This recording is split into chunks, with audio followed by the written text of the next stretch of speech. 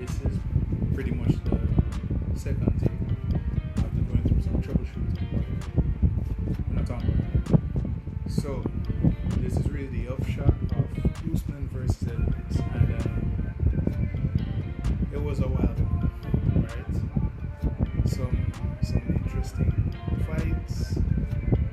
Some went the way you would think you would go, some went the way you would hope it would go, and others went the complete opposite way.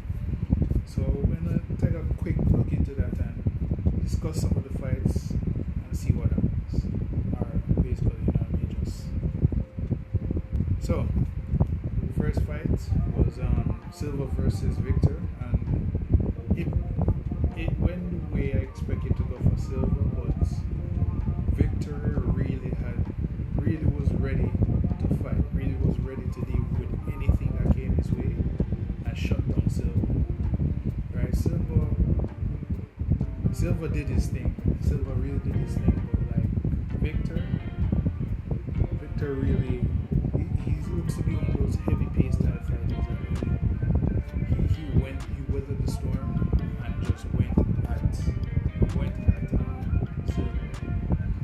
Right? He allowed Silva to do his thing, burn himself out, and then Victor started taking the reign and just went off and started to catch up and eventually surpass Silva in the fight.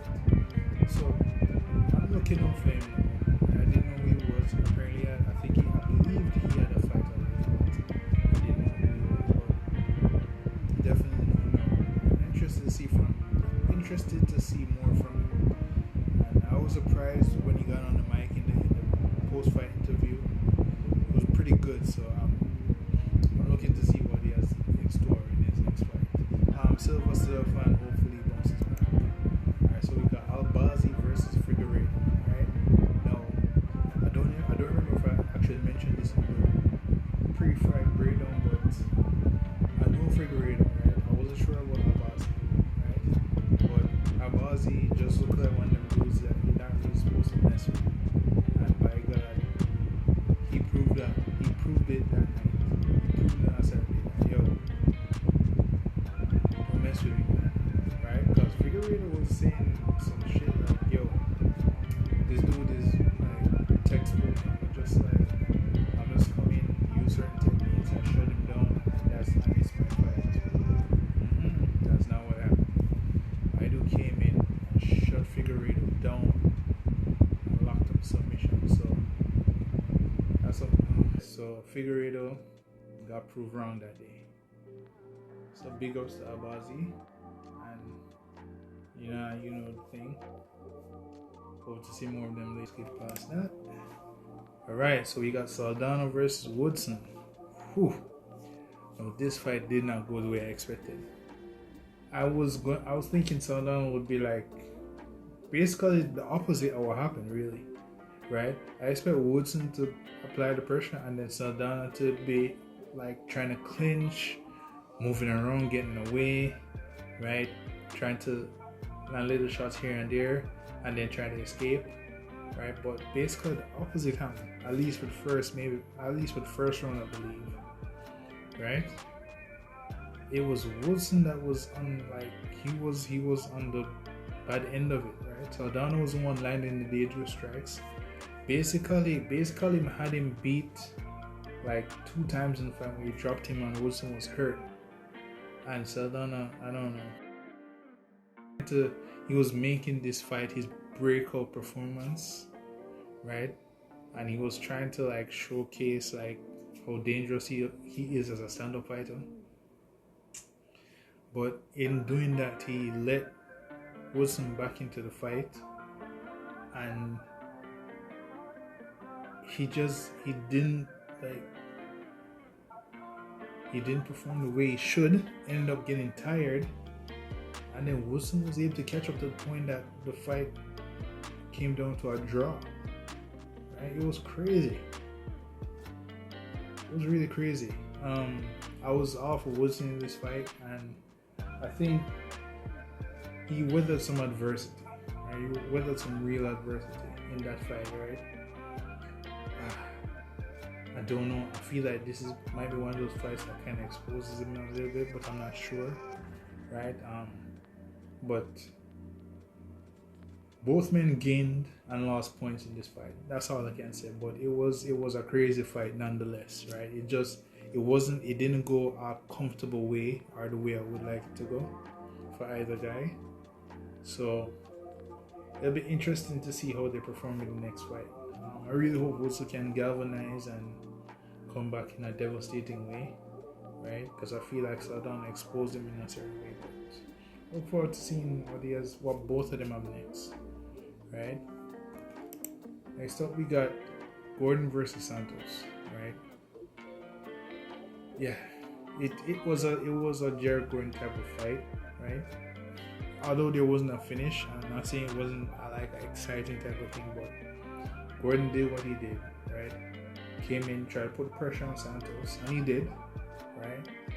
And this probably sounds like I'm taking away from Gordon, but Santos, that weight cut, you can see the effects of the weight cut, right? Not Gordon's fault. Gordon there to fight. But I don't think it'll be any worse, right? The fight would have most likely been way closer if Santos was up to par, right? Up to at least in a solid condition. But you know what I mean? You get the vibe.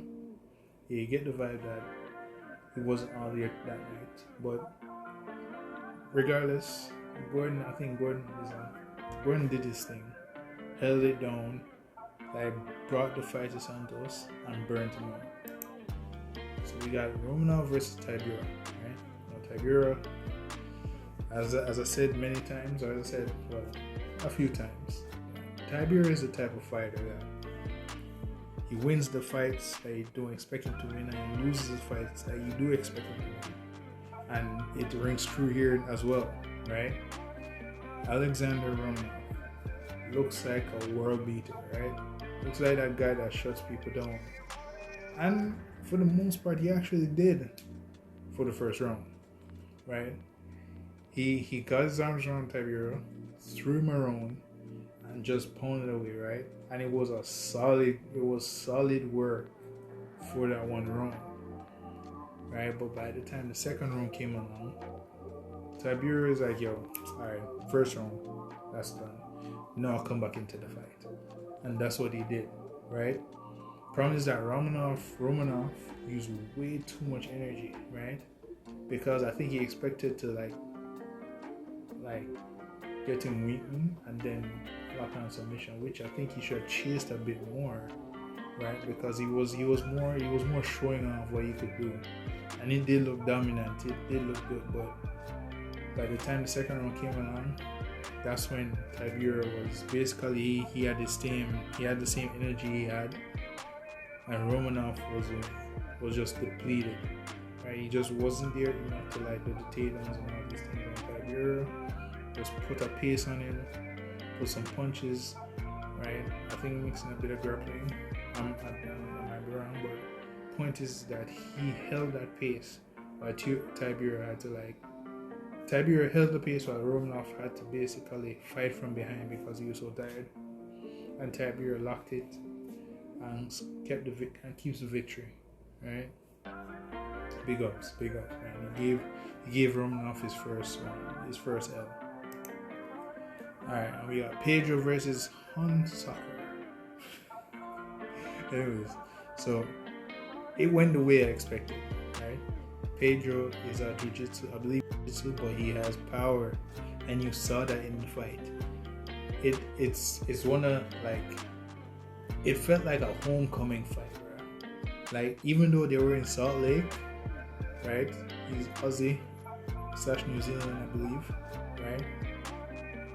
The way how the fight went, the way how the crowd reacted, the way how the look on his face and what he went through, bro, you can tell it's even though he was in Australia and New Zealand, it was it's a homecoming. He's been out for years and he comes back and has that type of performance, right? That's how you come back here. That's our proper homecoming. I think is one of these most solid returns I've seen in a while, right? So big ups to Pedro. Damn. I know we got Pudlova versus Yana, right? No.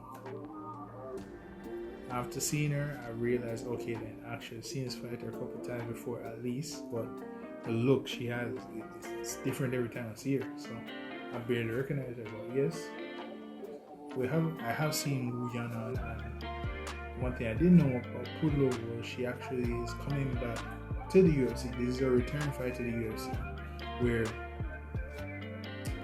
where she had 5 fights outside organization and collected some W's. And boy,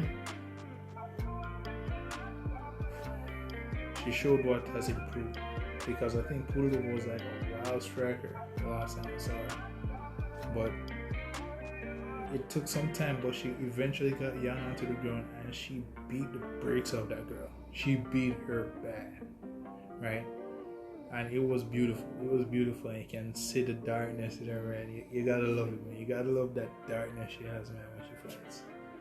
But she put a pounding on that girl.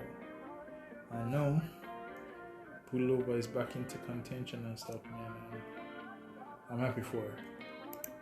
And I know we got Dvalishvili versus Aldo. No, what I don't understand is, why do people not expect Merab to fight the way he does? Right? People are having a problem with his performance, but in actuality, he did quite well. Right? It's actually pretty amazing how well he did in that fight. Right? Like, he shut down Aldo almost completely. Right? And Dana said to himself, he had Aldo in defense mode the entire time.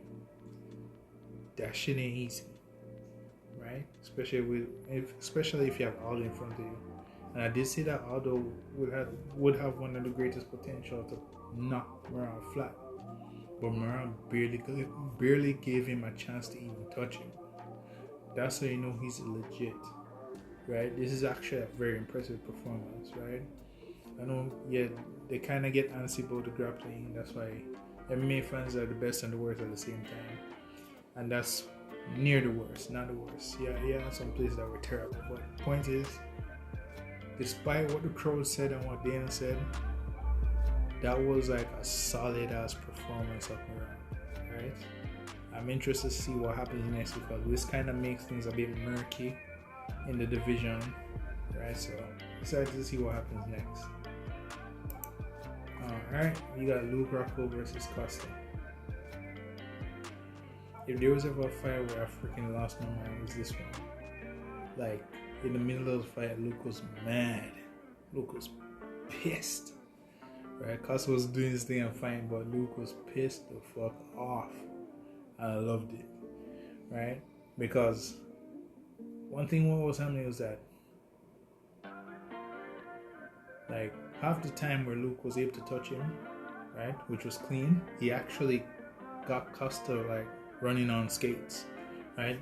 And of course, whenever Costa touched Rockhold, is that Rockhold felt it every single time, right? But that being said, it was a barn burner, back and forth ish. I want to say ish, even though all the judges said Luke won, right? I mean, Costa won, but it felt back and forth, right? It's just that Luke was more on a retreat most of the time than Costa was, right? And this is what I wanted to say about Luke, right? While I was watching, I was saying, Luke has all the tools he needs to win, to beat anybody. If you can pull it off against Costa, you could pull it off against anybody in the top 5. But the problem is that Luke he has lost something that all of the top 5 and most of the top 10 have achieved, right? Or has, I should just say has achieved, whatever. Is this a level of fighting spirit, right? And when I saw Luke in the fight, I was like, at least the biggest tail that he was missing, or the first tail that I saw where he was missing that level of fighting spirit, was at the end of round 1, where Luke literally, the bell rings, Luke literally where he stopped where he was when the bell rang. He stopped wherever he was. He put his hands on his knees and bent over in that tired stance. I was like, Jesus, Luke, don't fucking do that, right? And you hear everybody screaming, like you hear his coaches screaming. You can hear the people. You can hear the commentators saying that's a bad sign. That's a bad signal, right? Like that was the biggest tell. And then you saw it throughout the fight after that, where he just doesn't have that edge that you need to be a title contender or a title challenger. He has all the tools. He has a power. He has a grappling. He has a striking. He just has everything. He just has everything you will need to be the best in the world, except that mindset, that fighting spirit, right? Now, don't get me wrong. Luke has that. Luke has fighting spirit, but there's just a level where you need it to be to keep yourself in the game, to be able to hurt people a certain way, or to be able to go through damage, walk through damage, and hurt people, right? But I don't think he has that anymore, and obviously that seems to be the case because right after the fight, he basically retires. Now, there's a good chance he may come back and all that, but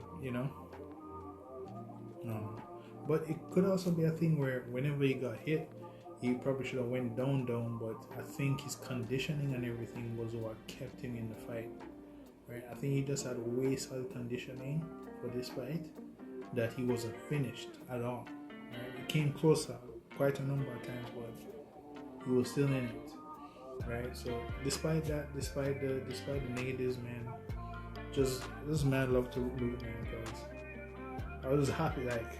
You just see me losing my mind when I was watching him, and he managed to get Paul out to the ground. I was like, yes, Luke, yes, and it went back and forth, and I was just there. I was like, no, yes, no, and then it was crazy, man. So it was one of them fights that you kind of lost your mind. You have to lose your mind over if you're rooting for Luke, man, or if not even if you weren't even rooting for him, then you were at least he eventually galvanized you to his side because he seemed struggling.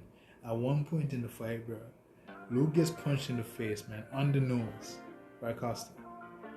And Luke fuck, and threw out, I don't even know if it was a left or a right hand. I threw a left, let's say a left hand, I think it's a left hand.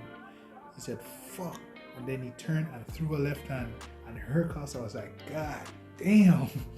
I was like, shit, it was one of those fights, man, where it was generally sloppy, but basically most of the best fights in the UFC are kind of sloppy, right? It's sort of that. It's sort of like Glover and Yuri fight. No, Yuri, Yuri brother stuff. Yeah, Yuri. It was back and forth, and it basically went that way. Where that's for the next fight, right? But yeah, it was generally sloppy. People made some mistakes that you kind of shouldn't really be making, but they were there, right? What I'm saying is if Rockhold had a bit more fighting spirit, you'd have seen more off that type of fight against Yuri and Glover, right? But not for both men, to be honest. And I wanted to see Costa win, so I was kind of torn. But I think this is probably one of the better results you could get with both fighters fighting. It's one of the better outcomes. So I know the last one, Kamaru versus Leon Edwards. I'm still traumatized. I'm still traumatized, bro. Fuck. I know I should be super happy, but I'm torn because I kind of want to see Usman maintain the reign, right? Even though Leon is Jamaican born and all, but I want to see Usman maintain the reign, bro. Because it was just so fucking cool and shit, man. And he was winning outside takedown, outside the trip Leon did and gave Usman the first round. Usman had that shit locked. See me had the fucking fight locked. And then, well, like, I was out of nowhere. I feel like the move that Leon used, he done it a bunch of times. You see me? A bunch of times before he even fought Kamaru. You see me? And then he just boom, bam, right? I don't think, or this is what I think, right? I don't think that kick was necessarily something they specifically drilled. Again, I could be completely wrong, right? But I don't think it's something that they necessarily drilled specifically for Usman, right? It obviously is one of the strikes or one of the techniques that they drilled in general, right? Obviously you drill like jabs, maybe some hooks, some teep kicks, right? Among those is that feint left jab to right head kick, right? I believe it's just one of the moves that they just drilled in general, right? Useful weapons / general weapons that they use in fights, right? I think that's what it is, right? And the reason why I think that's the case is because I didn't hear anything about like left head kick, left jab to left head kick, or I didn't hear any weird code to suggest that. You see me? So it's a thing where I think Leon just like did a move, right? But I don't think it's that shallow, right? But I believe he used a move that he saw a small opening, right? He saw a small opening. And one thing that the commentator said was that when Usman got caught by that, Usman wasn't pressuring. Usman wasn't pressuring at that time, right? Which is crazy, right? Because the majority of the fight, Usman was going forward and getting Leon up against the fence, right?